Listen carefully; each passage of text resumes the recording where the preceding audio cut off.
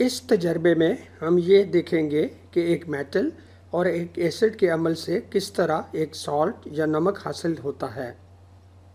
ہم جانتے ہیں کہ میٹل جیسے کہ زنک کسی ایسڈ جیسا کہ ہائیڈروکلورک یا سلفیورک وغیرہ کے ساتھ عمل کر کے ان ایسڈز میں سے ہائیڈروجن کے اخراج کا باعث بنتے ہیں۔ ایسے کسی بھی عمل کے دوران ہائیڈروجن کے اخراج کے بعد نیچے ایسڈ میں جو چیز حل شدہ شکل میں رہ جاتی ہے اسے سالٹ کہتے ہیں۔ ان کیمیکل ایکویشنز میں سالٹس کو سرخ رنگ میں دکھایا گیا ہے۔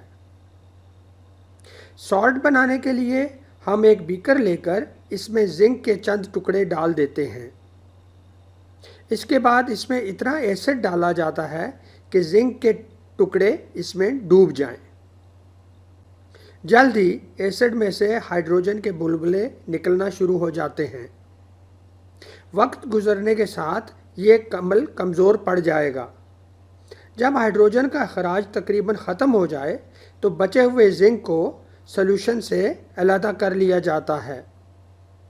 اس کے لیے ایک فنل میں فلٹر پیپر رکھ کر سولوشن کو اس میں سے گزارا جاتا ہے اور خالص سولوشن ایک دوسرے بیکر میں حاصل کر لی جاتی ہے۔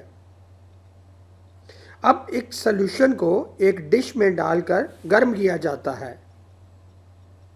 جب سب کا سب پانی بخارات کی شکل میں اڑ جاتا ہے تو پیچھے سفید رنگ کے پاؤڈر کی شکل میں سالٹ رہ جائے گا۔ اگر ہمارا ایسڈ ہائیڈروکلورک تھا تو ہمیں زنک کلورائڈ حاصل ہوگا، اور اگر ہمارا ایسڈ سلفیورک تھا تو ہمیں زنک سلفیٹ حاصل ہوگا۔